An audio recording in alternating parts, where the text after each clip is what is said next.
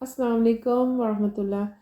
YouTube viewers, आप सबको mums spice kitchen में वेलकम बैक। आज जो रेसिपी मैं आपके साथ शेयर करूंगी, ये मेथी साग आलू की रेसिपी है। आज की रेसिपी शुरू करते हैं। बिस्मिल्लाहिर्रहमानिर्रहीम। सबसे पहले तेल डालकर इसको गर्म होने के लिए रख देंगे। फिर इसमें छोटा छोटा कटा हुआ लहसुन डाल देंगे और लहसुन को गोल्डन ब्राउन कर लेंगे। और जब गोल्डन ब्राउन हो जाएगा लहसुन, फिर इसमें हमने छोटी छोटी कटी हुई प्याज, 2 प्याज मैंने लिए वो डाल दिए और फिर इनको थोड़ी देर के लिए पकाएंगे ताकि ये सॉफ्ट हो जाए, नरम हो जाए। और फिर ये नरम हो जाएंगे, फिर इसमें हमने नमक डालना है।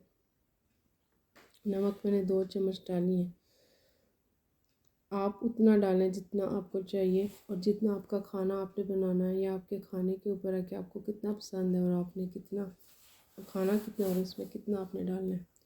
उसके बाद इसको मैंने ढक दिया है ताकि स्टीम की वजह से ये प्याज और लहसुन सॉफ्ट हो जाएं और गोल्डन ब्राउन हो जाएं। थोड़ी देर के लिए फिर पक जाए। इसमें छोटे कटे हुए टमाटर मैंने डाले हुए हैं और इसके बाद 3-4 ग्रीन चिलीज़ छोटी काटी हुई आपने इसमें डाल देनी है।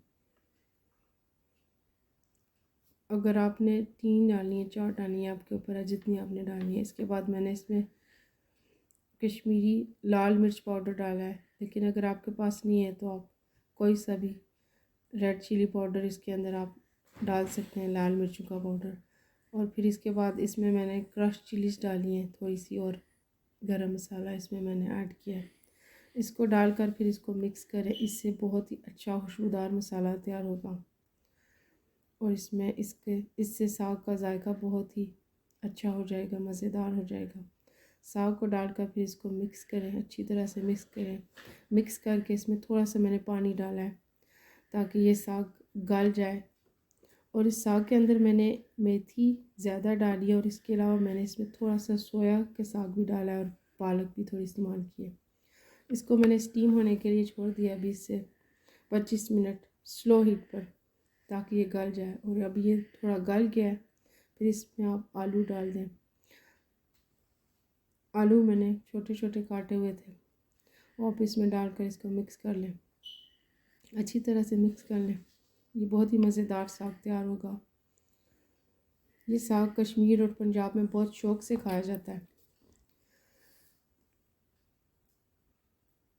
इसमें आप थोड़ा सा धनिया पाउडर और गरम मसाला मैंने इसमें डाला है।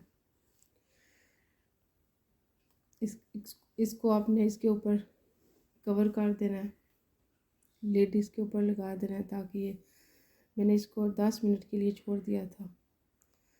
और ये सारी चीज़ें फिर इसके अंदर मिक्स कर दी थी, मसाले वगैरह। इससे इसकी खुशबू बहुत ही अच्छी आएगी मसालों के अंदर जाने से। और इसके ऊपर अभी मैंने इसके ऊपर बटर डाला है, बटर और धनिया से मैंने इसे गार्निश किया है। ये साग बहुत ही मज़ेदार बनेगा और उम्मीद है आपको बहुत ही पसंद आएगा। ये इस साग की रेसिपी बहुत ही आसान और सादा है और ये सेहत के लिए बहुत ही मुफीद है।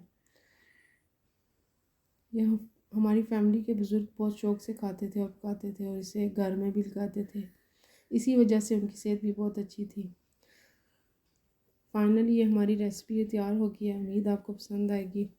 प्लीज़ इसको लाइक शेयर सब्सक्राइब करें और अपनी राय का कमेंट्स बॉक्स में इजहार ज़रूर करें, ताकि मैं आपके लिए और अच्छी वीडियोज़ लेकर आऊँ।